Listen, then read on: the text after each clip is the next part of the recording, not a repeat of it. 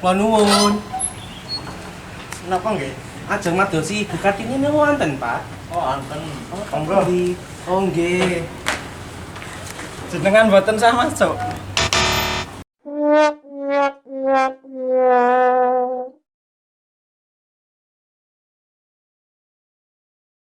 Mari kita masuk untuk lihat-lihat sejarah, oke? Sip.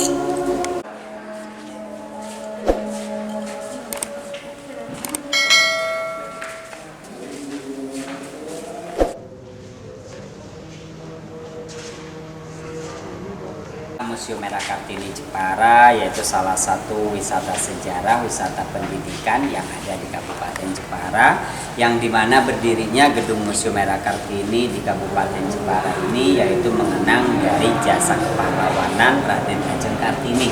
Karena dimana Raden Ajeng Kartini pahlawan yang lahir di kota Jepara, beliau lahir pada tanggal 21 April 1879. Jadi untuk mengenang jasa kepahlawanannya dan juga menyimpan peninggalan-peninggalan semasa hidupnya, maka museum ini mulai didirikan yaitu pada tahun 1975 dan diresmikan tahun 1977. Dan isi dari Museum Era Kartini ini tidak cuma menyimpan peninggalan Era Kartini saja. Jadi ada ruang Kartini yang kita berada di ruangan pertama ini, dan nanti ruangan kedua itu namanya ruang Jepara Kuno yang isinya tentang sejarah Jepara tempo dulu. Dan ruangan ketiga yaitu ruang Darussalam, peninggalan dari kakak kandung R.A. Kartini. Kemudian ruangan terakhir yaitu ruang kerajinan yang isinya berbagai macam contoh-contoh kerajinan hasil karya dari masyarakat Jepara. Dan untuk ruangan pertama ini tentang R.A. Kartini. Seperti di sini Bapak Ibu bisa melihat ruang kerja yang dulu digunakan semasa hidup beliau, yang dimana ruang kerja inilah R.A. Kartini itu berjuangnya di meja kerja tersebut. Jadi R.A. Kartini itu bekerjanya bukan mencari nafkah, melainkan memperjuangkan bangsa dan kaumnya. Karena di atas kertas putih dengan ketajaman penanya beliau itulah perjuangan R.A. Kartini, yang dimana surat-surat R.A. Kartini bisa direspon oleh sahabat-sahabatnya yang di Belanda, yang dimana isi suratnya itu tentang perjuangan beliau. Dan kumpulan dari surat-surat R.A. Kartini itulah yang R.A. Kartini bisa ditetapkan menjadi pahlawan nasional. Atas kumpulannya itu menjadi sebuah buku yang berjudul Habis Gelap Terbitlah Terang. Seperti ini kotak surat yang dulu tempat menyimpan surat-surat balasan dari sahabat-sahabatnya. Jadi dulu itu dikumpulkan, ditaruh di kotak surat tersebut. Ada juga ini mesin jahit yang dulu digunakan semasa hidup R.A. Kartini.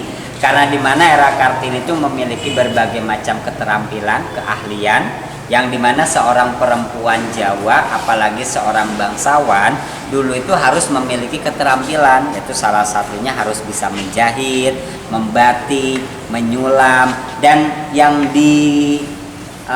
bisa R.A. Kartini lakukan, R.A. Kartini itu ajarkan juga terhadap murid-muridnya, yang dimana murid-murid R.A. Kartini itu lebih banyaknya anak-anak perempuan, karena R.A. Kartini kan bercita-cita supaya perempuan juga bisa memiliki pendidikan seperti laki-laki ya. Karena pada masanya R.A. Kartini perempuan dulu itu sangat terbelakang, tidak boleh memiliki kebebasan apalagi berpendidikan ya. Dan adanya R.A. Kartini lah, perjuangan beliau itulah sekarang ini perempuan dan laki-laki bisa bersekolah, berpendidikan berdampingan, dan bahkan ingin menggapai cita-citanya juga itu bisa diperbolehkan. Itu semuanya perjuangan dari Raden Ajeng Kartini. Kemudian untuk sejarah singkatnya ataupun keturunan ataupun juga keluarga, R.A. Kartini kalau asal usulnya beliau itu masih keturunan Prabu Brawijaya ataupun Raja Majapahit ya. Jadi itu nama-nama turun temurunnya.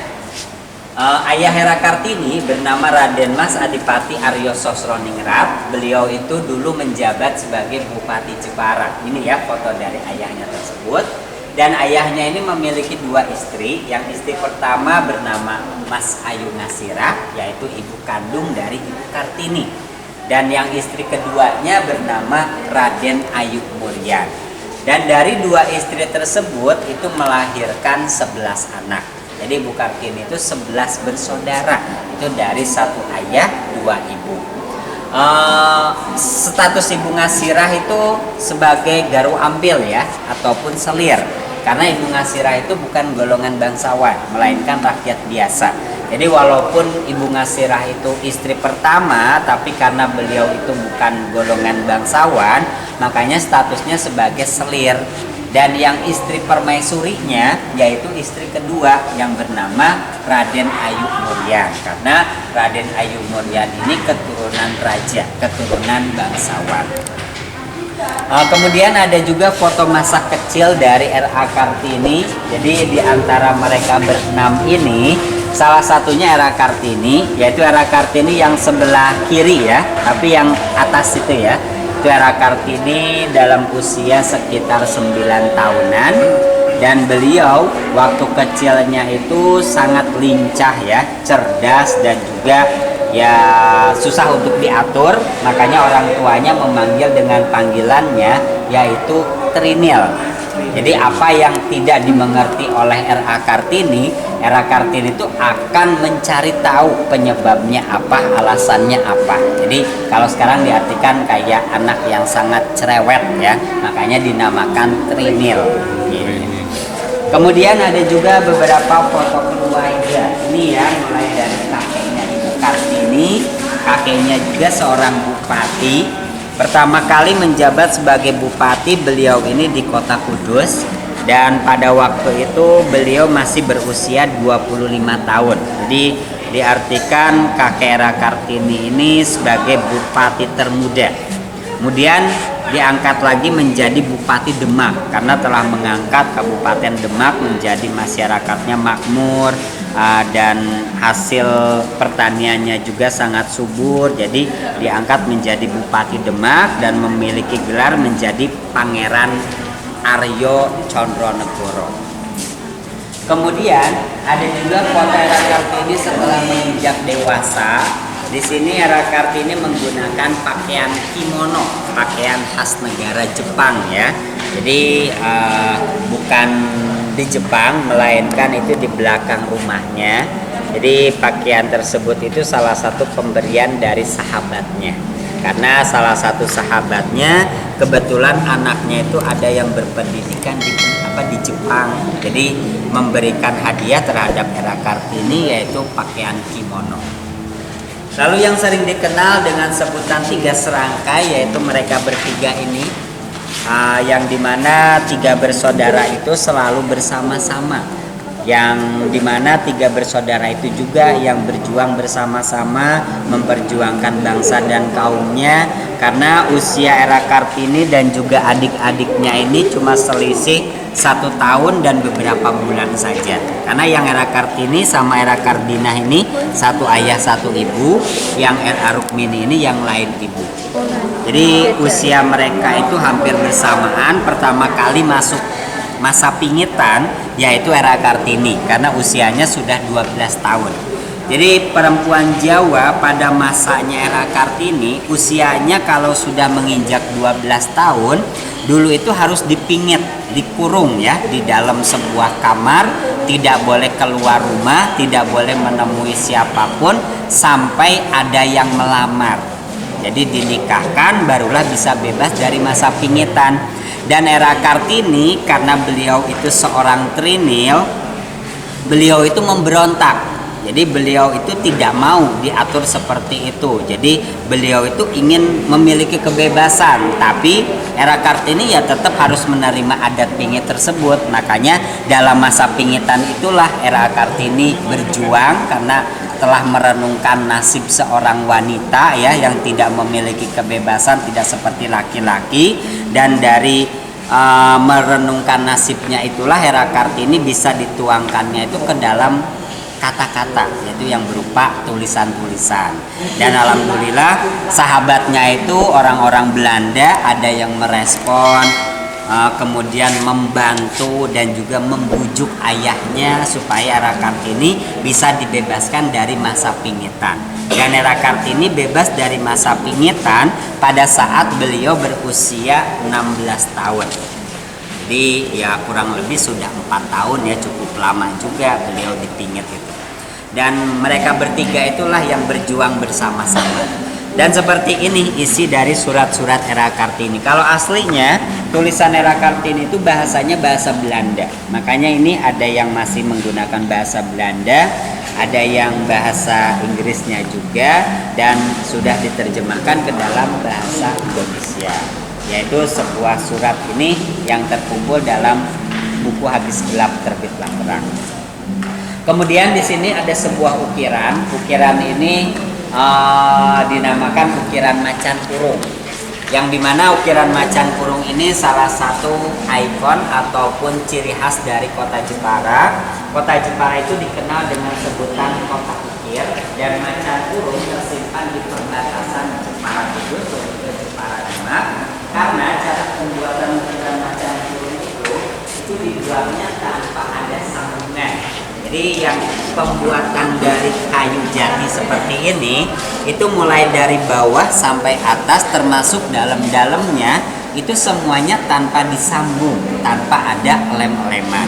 Jadi satu balok kayu utuh dipahat, ditata. Dan kenapa di dalamnya seekor macan? Jadi macan kurung ini memiliki filosofi yang dalam artinya lambang dari sebuah keadilan. Jadi mengartikan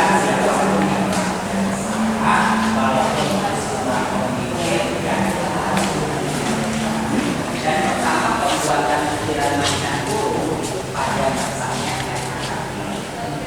jadi pada waktu itu pemikirnya namanya Mbah Sinowiryo ya, didhawuhi Era Kartini membuatkan ukiran macan kurung, tapi tidak boleh ada sambungan ataupun lem-leman. Dari satu balok kayu utuh itu ya. Kemudian ini ya foto dari sekolah perempuan pertama ataupun ini yang didirikan R.A. Kartini. Dan dulu bahasanya juga belum bahasa Indonesia karena pada waktu itu kan masih pemerintahan Hindia Belanda. Bahasa yang diajarkan R.A. Kartini itu salah satunya bahasa Belanda dan juga bahasa Prancis. Karena supaya masyarakat Jepara itu bisa berkomunikasi, bisa menjual barang dagangannya kepada orang-orang Belanda. Makanya diajarkan Era Kartini tentang bahasa Belanda. Selain mengajarkan menulis membaca, Era Kartini juga mengajarkan keterampilan. Karena keinginan Era Kartini kenapa mengajarkan keterampilan juga karena perempuan sebelum Era Kartini ataupun pada waktunya Era Kartini itu kan dulu itu harus pasrah terhadap seorang laki-laki. Jadi misalkan suaminya menikah lagi, istri itu tidak bisa menolak karena yang memberi nafkah yaitu seorang laki-laki. Dan Era Kartini memperjuangkan supaya perempuan juga bisa memiliki penghasilan. Itu salah satunya beliau itu mengajarkan keterampilan. Yaitu salah satunya mengajarkan membatik, menyulam. Jadi misalkan ditinggalkan oleh suaminya, bisa juga menafkahi, mencukupi anak-anaknya. Yaitu salah satunya dengan menjual hasil kerajinannya tersebut. Jadi yang diajarkan itu seperti tadi membatik, menjahit ya, dan ini cantingnya juga yaitu alat untuk membatik. Masih asli ya. Kalau ini kan kalau dulu itu bukan dari besi ya. Kuningan. Ini ya betul dari kuningan atasnya aja. Tapi kalau belakangnya ini kayu betul. Iya. Bisa kayu pohon. Singkong. Singkong. Saya juga Kemudian ini ini rumahnya Ibu Kartini, tapi ini setelah beliau tinggal di Rembang ya. Kalau dulu di Jepara itu tinggalnya itu di Pendopo, itu sebelah timur alun-alun karena waktu itu ayahnya menjabat sebagai bupati. Dan ini semasa Era Kartini di Rembang setelah beliau menikah sama Bupati Rembang. Dan Era Kartini menikah sama Bupati Rembang itu pada usia sekitar 24 tahun. Jadi waktu itu usia 24 perempuan ya diartikan sudah cukup tua ya. Nah, karena dulu itu ya belasan tahun itu sudah menikah. Dan suaminya pada waktu itu usianya sudah 49. Jadi selisihnya kurang lebih sekitar 25 tahun.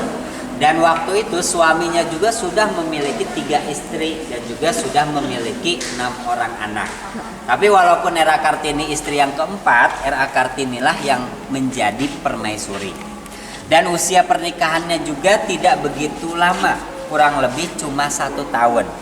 Jadi Era Kartini itu meninggal itu beliau setelah melahirkan, yaitu meninggal setelah melahirkan 1 orang putra yang bernama Raden Masusalit. Itu ya Raden Masusalit yang menggunakan belangkon itu. Nah, itu ditinggal sama ibunya pada saat usianya baru 4 hari. Dan Era Kartini meninggal dalam usia 25 tahun. Beliau dimakamkan di Rembang. Yang mendampingi itu siapa? Itu menantunya Era Kartini. Jadi kalau putranya itu yang pakai belangkon ya, dan itu menantunya, dan yang masih kecil ini menjadi cucu dari R.A. Kartini. Cuma 1. Cucunya juga cuma 1, laki-laki ya, bernama Raden Mas Budi Setio Susalit. Kemudian dari cucunya tersebut, ini setelah berkeluarga yang pakai dasi ya, cucunya itu memiliki 5 orang anak yang dinamakan cicit dari R.A. Kartini ya, ataupun buyutnya R.A. Kartini. Dan cicit R.A. Kartini ini waktu mereka masih kecilnya itu masih hidup sampai sekarang. Cuma tinggalnya di Jakarta sama di daerah Bogor. Yang tua itu siapa? Kalau yang tua itu masa mudanya ibu, ya, menantu R.A. Kartini. Iya. Kalau yang lagi digendong ini istri dari cucunya R.A. Kartini, namanya Sri Bijatini. Dan itu juga beliau masih hidup, usianya sekarang sekitar 75 tahunan. Itu tinggalnya di Bogor. Kemudian ini yang perempuan yang ini bernama Kartini, lalu yang ini laki-laki bernama Kartono. Ini belum canggah ibu, cicit. Ya, kalau setelah cicit baru canggah ya. Oke, ini cicit. Ini cicit, canggah sekarang ya sudah ada juga, tapi ini cicitnya masih hidup sampai sekarang. Kemudian ini foto makamnya R.A. Kartini yang berada di Rembang. Jadi beliau dimakamkan di Kabupaten Rembang karena keinginan dari suaminya itu semuanya berkumpul di Rembang. Jadi seperti putranya Ibu Kartini, kemudian cucunya Ibu Kartini itu makamnya di Rembang. Lalu ada juga di sebelah sini berupa replika kendaraan tempo dulu, karena kalau yang aslinya kan sudah tidak ada ya, sudah rusak. Jadi dibuatkanlah replika kendaraan yang dulu digunakan pada masanya R.A. Kartini.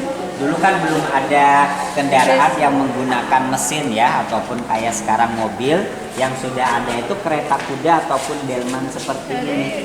Jepara terbang.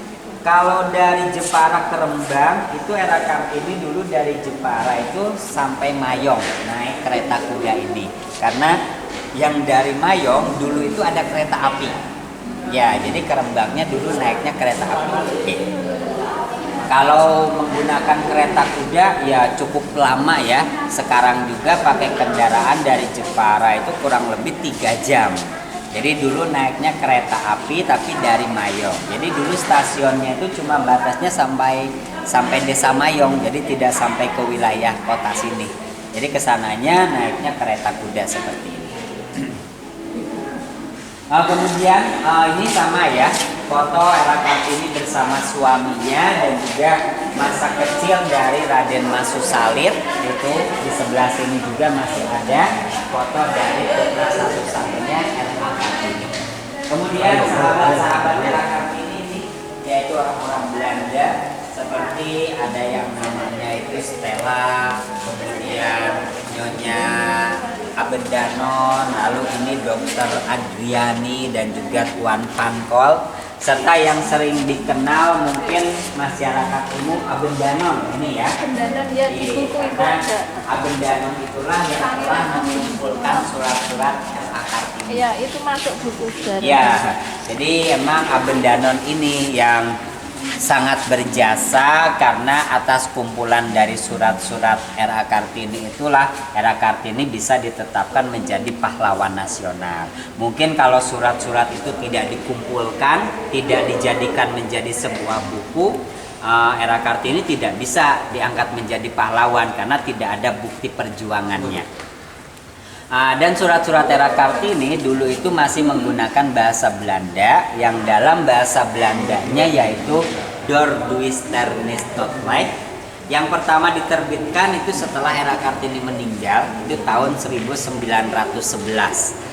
Diterjemahkan juga ke dalam beberapa bahasa termasuk bahasa Indonesia yang kita kenal habis gelap terbitlah terang.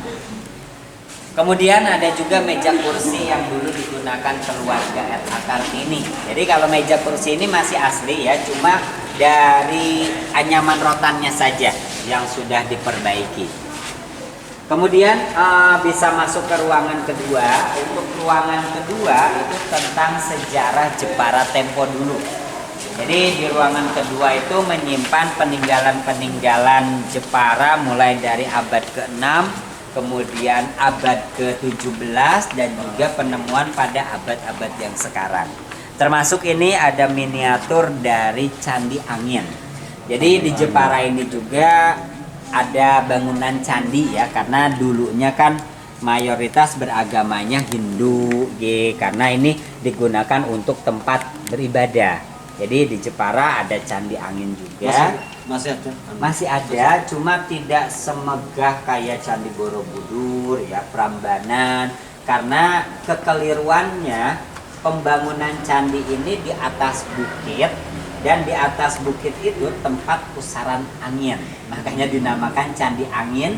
Jadi setiap kali menumpuk batu beberapa meter itu paginya sudah berantakan lagi. Dulu kan belum pakai semen ya, jadi tumpukan batu sama dicampur batu bapak tetap ya. Nah ini seperti ini ya. Kalau dalam foto aslinya itu ini batu-batu seperti ini pak. Jadi tumpukannya itu seperti ini aja, tidak kayak candi-candi lain ya, karena itu untuk khusus tempat beribadah saja. Yeah. Kemudian di sini ada kerangka ikan. Ini spesies ikan paus ya. Jadi ini asli. Ini mulai dari bagian kepala itu sampai ekornya, panjangnya kurang lebih 16 meter. Ini asli. Ini dulu ditemukan di Kepulauan Karimun Jawa. Dan pada waktu ditemukan bukan berupa kerangka, melainkan masih ada dagingnya. Jadi masih utuh dulu ya. Nah, ini belum membusuk. Belum, kalau dagingnya waktu itu sudah membusuk Ibu. Jadi dibersihkan oleh masyarakat Karimun Jawa, lalu dibawalah ke Museum RA Kartini ini dan dinamakan kerangka ikan Jogokuro.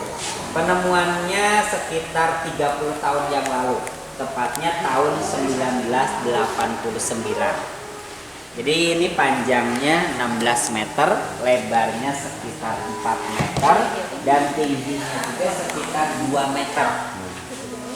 Nah, jadi ini tulang ya, bukan fosil ya, karena kalau fosil kan penemuan kerangka yang usianya sudah ribuan tahun.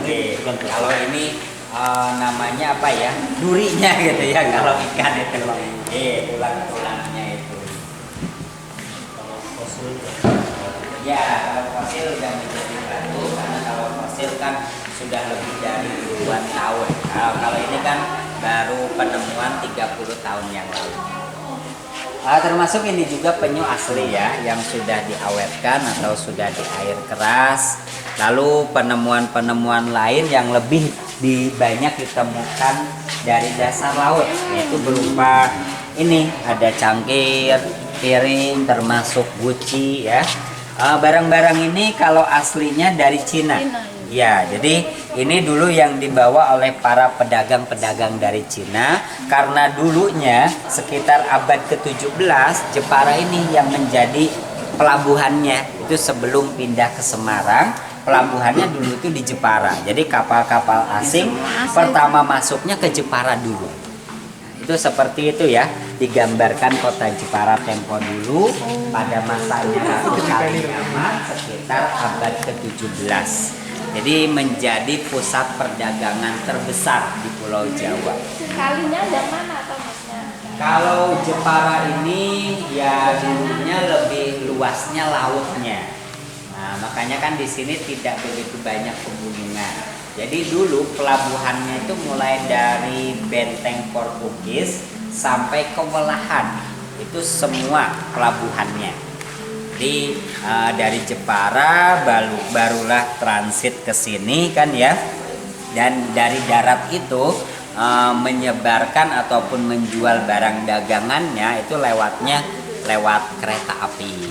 Jadi dikirim-kirim lagi. Jadi pertamanya di Jepara itu ya. Seperti itu kapal-kapalnya, dan seperti keramik-keramik itu lebih banyaknya ditemukan dari dalam kapal-kapal yang tenggelam. Termasuk kan ada penemuan yaitu berupa pistol, kemudian pedang yaitu pedang katana, ada juga uang kuno yaitu mata uang kepeng, dan ada juga di sebelah sana itu tentang penjualan masa iki ataupun juga jadi seperti di sini ada juga yang namanya Jalan Duara, karena Jalan Duara ini lebih banyaknya itu adanya itu di candi. Ya, jadi di Jepara itu dulu tidak cuma candi angin sebenarnya, cuma sudah hancur ya karena terkena arus air laut ya. Nah, ini kan biasanya Jalan Duara itu di pinggiran-pinggiran candi. Karena Jalan Duara itu kan untuk kalau sekarang itu kayak talang gitu. Iya, pancuran air kayak talang air ya kalau sekarang itu. Makanya kan di pinggir-pinggir candi itu pasti ada Jalan Duara. Talang air sekarang itu. Kemudian ada juga ini alat musik ini dinamakan gong semat, karena ini alat musik ini satu set ini penemuan dari Desa Semat yang ditemukan tidak sengaja ya di pesisir pantai, jadi dinamakan juga gong semat. Iya, kempul, kan itu ada nama-nama sendiri-sendirinya ya. Bonang. Wow. Tangga saya juga masih itu, Pak. Oh, masih menggunakan alat musik itu ya. Oke, kalau sekarang di Jepara ini setiap hari Senin alat musik gamelan itu selalu dibunyikan. Nah, itu namanya gong senen. Jadi setiap hari Senin pagi itu harus dibunyikan. Ini saya ingin tahu. Ini kalau ini ada janur yang kering disimpan tuh artinya bukan. Jadi ini dulu digunakan itu untuk acara sedekah bumi. Oh ya, kayak tiap desa itu kan memiliki acara sedekah bumi yaitu ucapan terima kasih ya. Rasulan ya. Yang satu ini digunakan di Desa Tulaan. Nama sedekah buminya yaitu Jembul Tulaan. Kemudian ada juga ini yang bahannya ini janur, dari dulu danur. Ya, tapi ini yang sudah kering ya, laras. Nah, ini dinamakan itu sedekah buminya yaitu perang obor. Karena perang obor ini emang dinyalakan api ya, jadi saling pukul-pukulan sama yang lainnya. Itu dinamakan perang obor. Itu dari Desa Tegal Sambi. Ada lagi juga seperti pesta lomban, kan memang tiap desa itu kadang ada ya biasanya itu sedekah bumi. Kemudian kalau ini prasasti, ini batu prasasti, cuma sayangnya yang sini lampunya padam ya, jadi kurang begitu kelihatan. Yang ini kan lebih jelas ya. Ini prasasti ini bertuliskannya bahasa aksara Jawa kuno. Tapi ini sudah diterjemahkan ke dalam bahasa Indonesia, jadi oleh ilmuwan itu sudah diterjemahkan. Dan inti dari prasasti ini yaitu tentang pengikut Dewa Siwa. Jadi yang menganut ajaran Dewa Siwa itu tidak diperbolehkan memiliki istri lebih dari satu. Jadi artinya kayak larangan poligami. Iya. Ini dipunya tahun berapa? Penemuannya ini belum ada 1 tahun Bapak. Jadi baru ditemukan di samping Candi Angin. Buatan tahun berapa? Kalau untuk pembuatannya ini tidak bisa memastikan Bapak. Kadang ya ini jadi cuma abadnya saja. Kalau tahunnya kan sulit ya. Jadi ini kisaran abad-abad ke-17 ya sampai 16 Masehi karena waktu itu kan masih Hindu Buddha. Seperti itu juga kan ada lingga sama yoni ya. Lingga sama yoni juga kan dulu digunakan untuk sesembahan agama Hindu ya. Ini kan lingga ini yaitu Dewa Siwa. Ya, dan yoninya ini yaitu Dewi Parwati. Jadi ini lambang dari sebuah kesuburan laki-laki dan perempuan. Di museum dulu tempat saya ada ini di museum kan tapi enggak hilang. Ya kadang kan kenteng karena kenteng.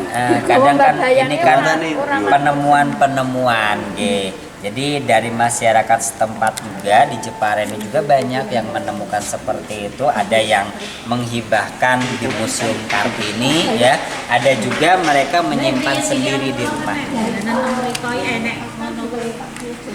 Kemudian ada juga ini bak mandi. Kalau ini namanya jambangan. Jambangan ini untuk mandi ya, tapi bukan untuk dewasa. Melainkan kalau anak yang usianya sudah menginjak 10 tahun. Jadi usia 10 tahun baik anak laki-laki maupun perempuan itu berendam mandi kembang di dalam jambangan ini. Jadi ini ada dua, yang satu ini untuk laki-laki, yang satunya itu untuk perempuan. Gede. Perbedaannya dari motif gambarnya. Jadi kayak ritual ya. Jadi berendam. Kenapa? Oh, ini ayam. Ya, yang ini ayamnya ayam jago. Sama naga. Kalau yang sana itu burung ya, sama bunga motifnya itu. Jadi bedanya itu dari motifnya saja.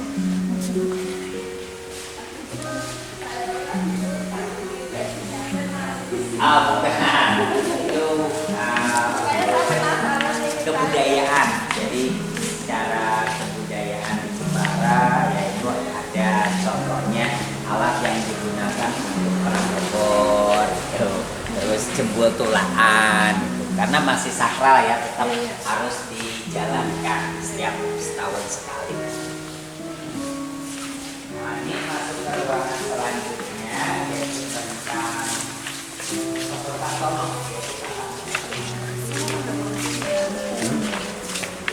Terakhir. Kan ngerti. Ruang Darussalam. Jadi ruang Darussalam itu dalam satunya ruang perdamaian, karena di mana Kakak R.A. Kartini semasa tuanya itu ingin mententramkan dirinya yang jauh dari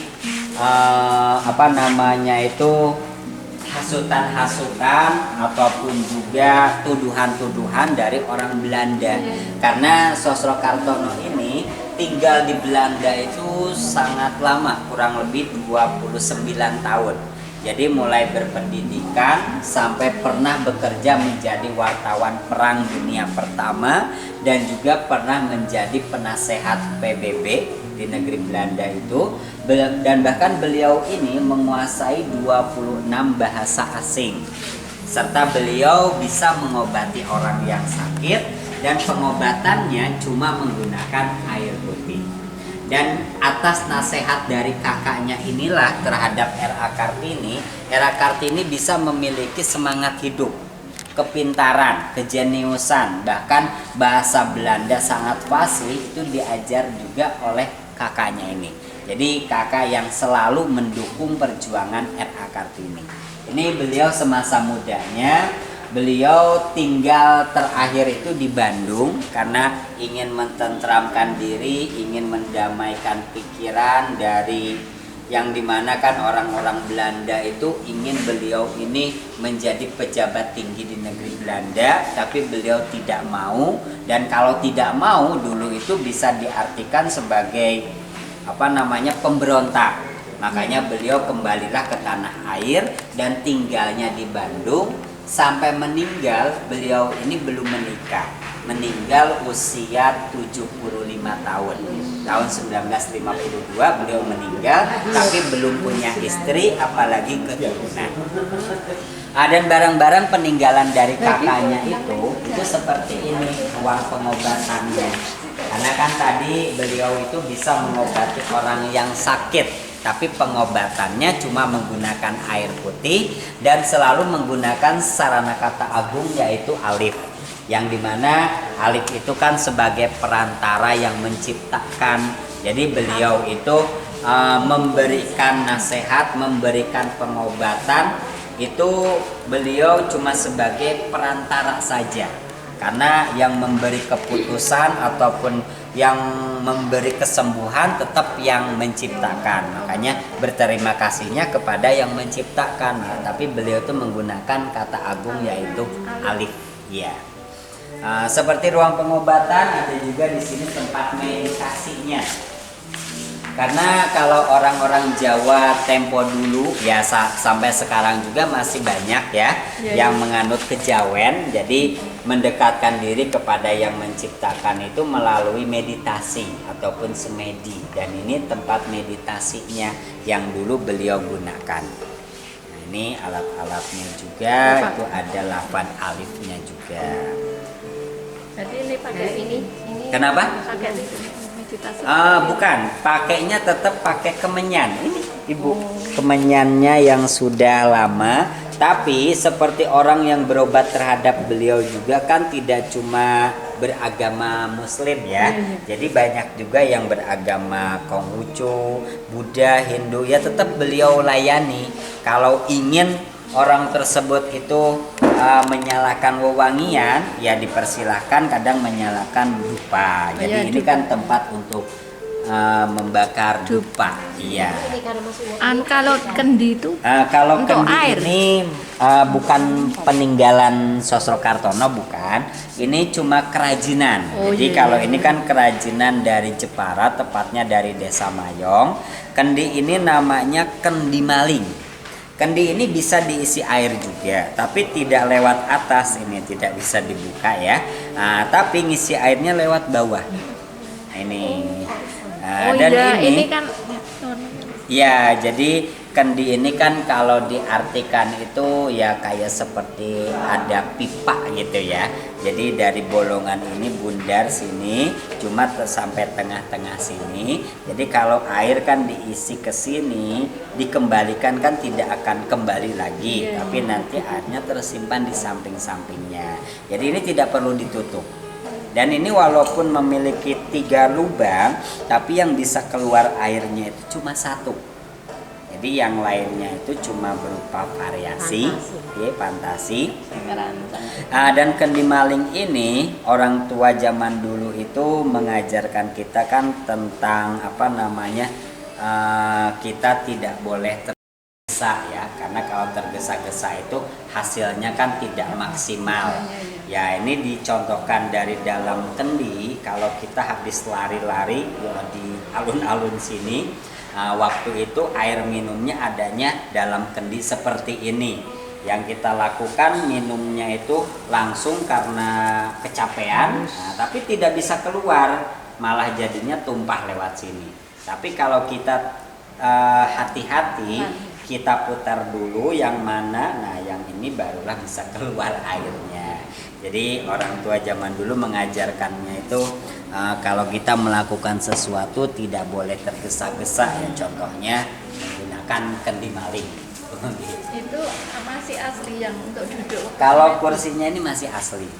Nah, kursi lafad alifnya yang dimana cara pembuatan lafad alif ini yang membuatnya juga Sosro Kartono di Sulam ya. pada saat menyulamnya beliau itu menahan nafas. Jadi tidak menyulam nafas gini, tidak. Jadi pada saat menyulam beliau menahan nafas menggunakan hati. Iya.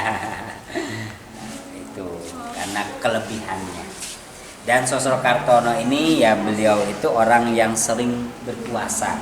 Dan pada waktu berbukanya juga beliau itu cuma memakan 2 biji cabai merah sama air putih saja. Tuh. Jadi tidak makan nasi, ya tidak. Beliau kan ya cuma mengabdikan diri kepada yang menciptakan sendiri saja, makanya beliau kan tidak punya istri, keturunan. Ya mungkin orang sekarang tidak ada yang bisa seperti Sosrokartono ya, karena harus meninggalkan duniawi. Jadi beliau melakukan sesuatu, semuanya itu beliau lakukan dengan ikhlas. Jadi misalkan ada orang yang ingin berobat terhadap beliau pada waktu malam hari, walaupun beliau sudah tidur harus dibangunkan. Dan kalau jauh beliau juga harus datang, karena beliau itu harus melayani ataupun juga memberikan pertolongan. Semuanya harus ikhlas tanpa mendapatkan imbalan. Iya. Jadi ya kalau sekarang susah ya orang zaman sekarang, sudah tidak ada lah, karena beliau itu memiliki ilmunya yang sangat tinggi ya, harus menghilangkan hawa nafsu, menghilangkan ya salah satunya menghilangkan hawa nafsu lah. Beliau itu harus menghilangkan itu semua. Ya.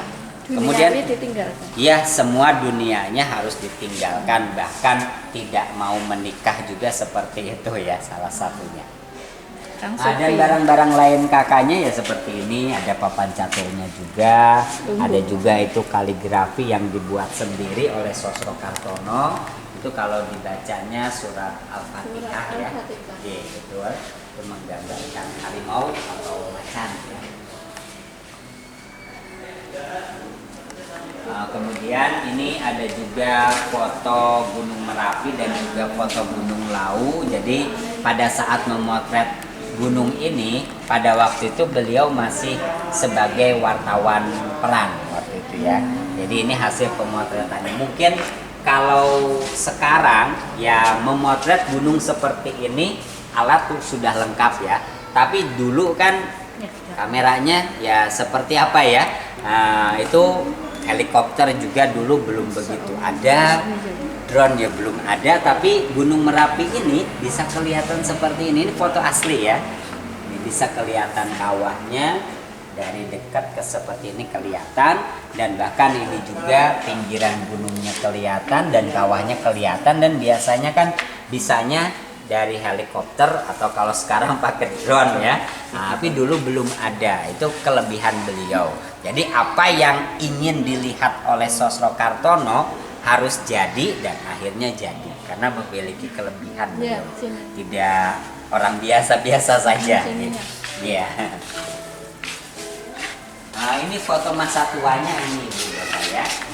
Ini foto masa tua dari Sosrokartono, yaitu kakak kandung Hera Kartini tersebut.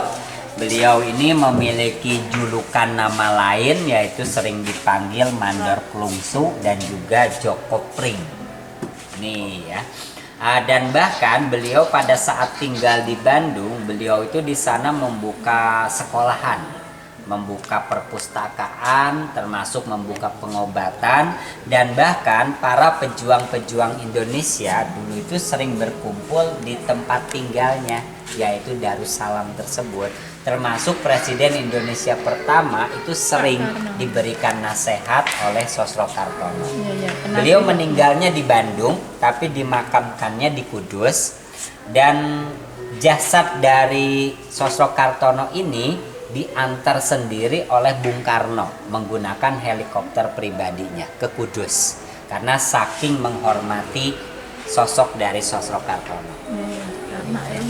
Ya, ini masa-masa tuanya. Nah, ini berupa kata-kata dari Sosrokartono ya, dalam bahasa Jawanya itu sebuah pegangan hidup ya. Jadi kata-kata itu bisa dihayati. Ya, monggo dibaca dalam bahasa Jawa. Ya. Terus nyanyi. Meripate pun betul. Oke. Nah, itu tulisan asli beliau. Jadi bahasanya tulisannya seperti itu.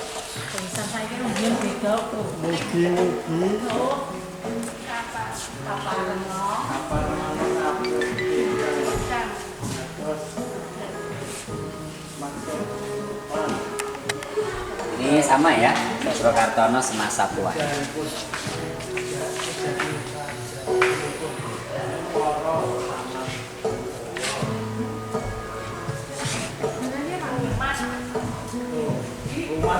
Ini mohon maaf mungkin lewatnya agak susah ya, lewat situ aja nggak apa-apa. Ini ruangan keempatnya sebelah sini.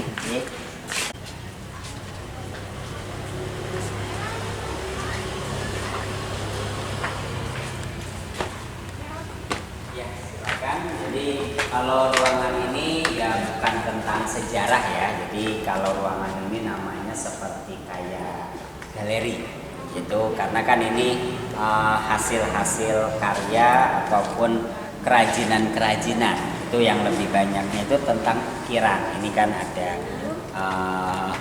yang diukir juga dari kayu jati, ini menggambarkan patung Buddha ya, yang dimana kalau orang-orang Cina ini mempercayai patung Buddha ini patung Buddha pembawa rezeki. Jadi ada dua ya, sama, dan selalu tersenyum, selalu membawa uang ini. Nah, kalau orang Cina itu katanya kalau kita ingin pintar itu kepalanya yang dilus. Halus. Tapi kalau kita ingin kekayaan itu perutnya. Ini perutnya. Ya, tabungannya. Ya, jadi, kan. Ciri khasnya orang gendut ya Mas ya, subur itu ya. Dia banyak tabungan dia. Banyak makan. Jelas oke juga. Caranya mahatnya gimana Mas ya? Ini kan kayu utuh kok bisa bikin macan.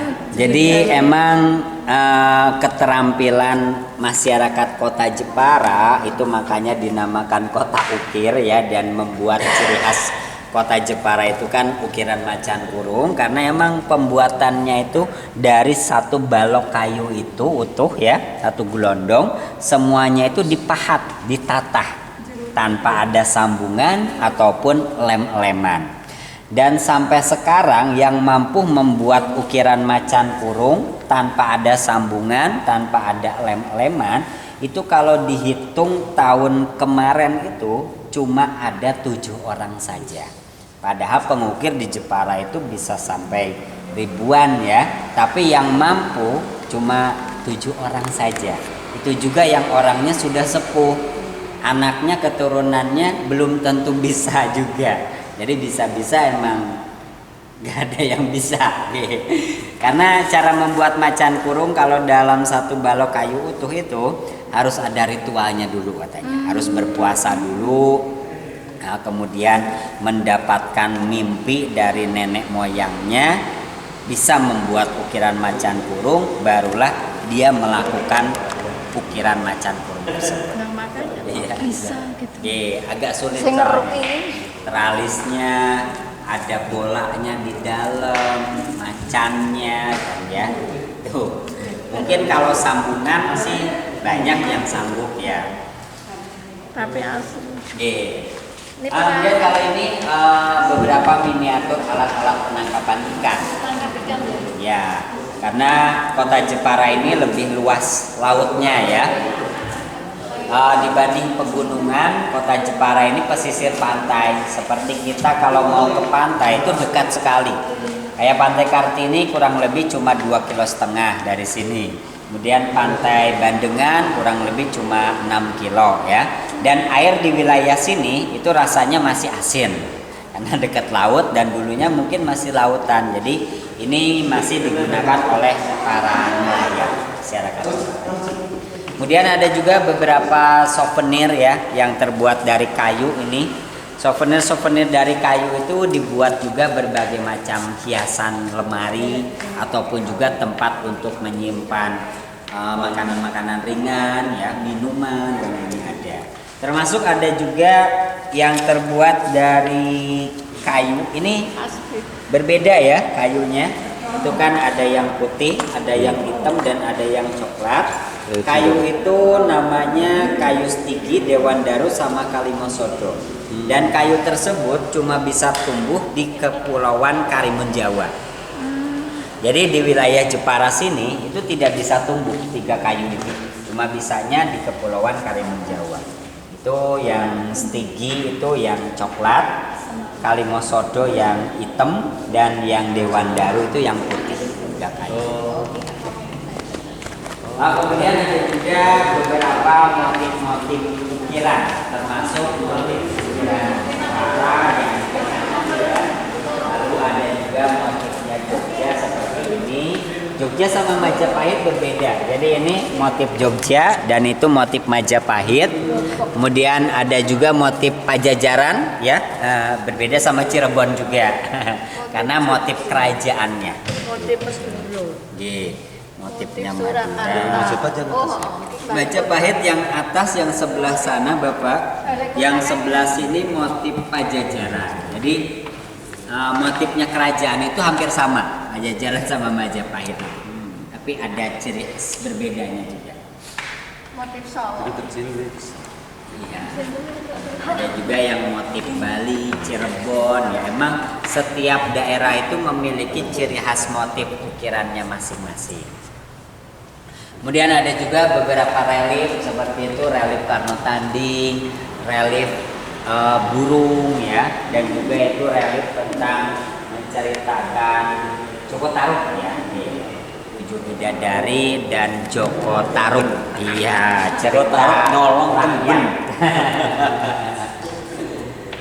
Kemudian ada juga ini miniatur dari kapal Jepara tempo dulu, yang dimana kapal ini dinamakan itu dulu kapal Jung Jepara.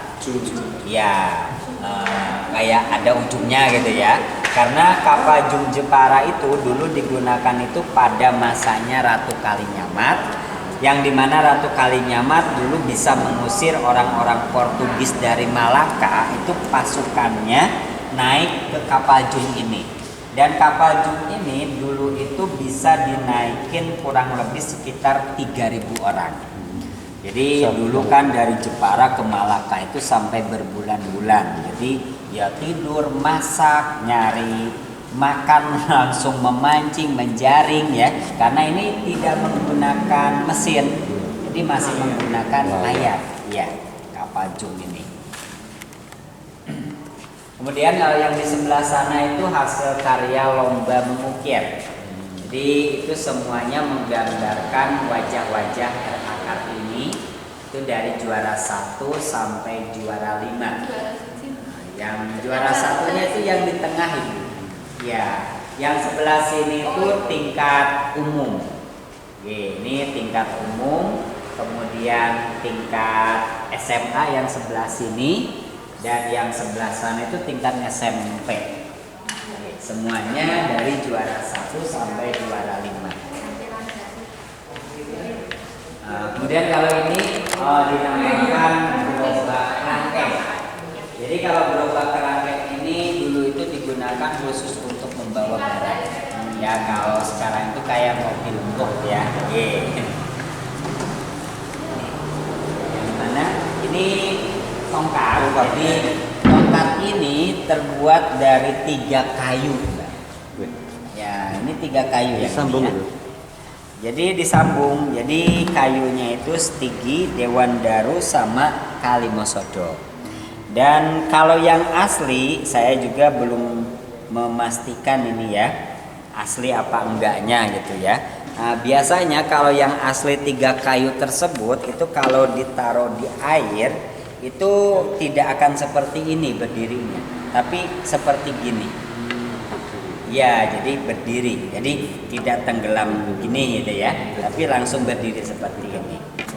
Ya, karena yang tenggelam itu cuma 1 kayu, yaitu stigi. yang Dewan Darus sama Kalimosodonya itu tenggelam. Jadi yang stikinya itu yang membuat pemberatnya itu. Biasanya kalau yang asli itu dipakai sama kayak tongkat-tongkat komando. Jadi kayak Kapolres, Dandim kan itu kadang biasanya kayunya dari 3 kayu itu. Iya. Cukup berat.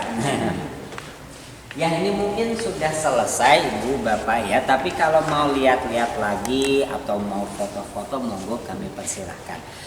Dari kami mengucapkan banyak terima kasih Ibu Bapak atas kunjungannya di Museum Merah Kartini Jepara. Mudah-mudahan lain kali bisa ketemu lagi sama keluarga atau rombongan lain ya, dan mudah-mudahan bisa bermanfaat untuk kita semua. Saya akhiri dulu. Wassalamualaikum warahmatullahi wabarakatuh. Kami juga ucapkan terima kasih atas ya, sama-sama Bapak. Oke. Ya saya ini masih sambil belajar juga Ibu. jadi tahu